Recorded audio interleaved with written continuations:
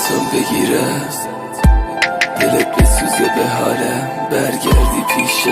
ای کاش توی بغلت بمیرم، حداقل میدونم که تنها نمیشم. ای کاش جواب آزمایشو بدن، دکتر بهم بگه 6 ماه دیگه نیستی. ای کاش اصلا برم تو خیابون یه ماشین بزنه بهم نفهمه هیچکی. ای کاش روی تخت بیمارستان تنهایی جون بدم آخر نرسی. ای کاش تو دوا چاقو بخورم، فریاد بزنم دادم نرسه به کسی.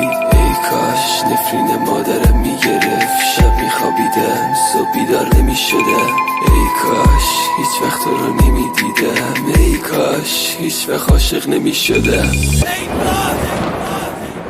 رفیقا مربطه کشیدم برام برش کن، مادرم جیغ میزد داد میزد مهرابو بگیری. رویشو میپیچی روی زخمای رو دستم رو نفرین کرد، میگفت الهی بمیری. کل شهر رو گشتم تا پیداش کنم همون کسی ها که یه روزی جدامون کرد. زوری ریزی رو گذاشتم روی شارک گردنه، گفتم بیراموز کجا با بانوی من بودی. دیگه نگم برا نکسم بغضام و عشقام، نگم برا نگه روزا خیلی خیلی تنها، نگم برا نگم برا دکتر و مریضی، نگم برا شکستن پر جای چیزایی رو من مینوشتم ولی سوژه یه شرط تو بودی. یاد کردم نباشم دلت تنگ میشه واسم، واسم و هر جا پر کردم سمت تو افتاد. ولی تو چی خیانت کردی بازم.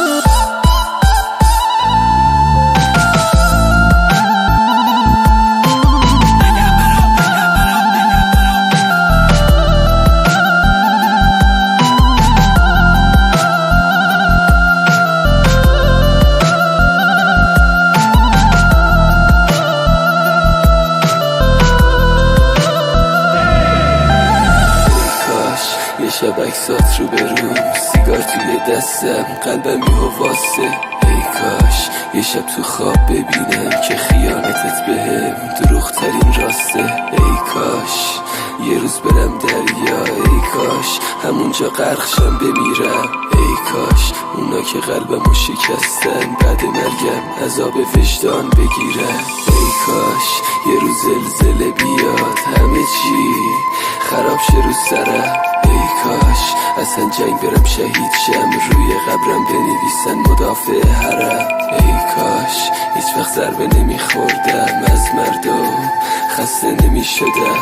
ای کاش اصلا یه جوری میمردم ولی هیچ وقت معروف نمیشدم.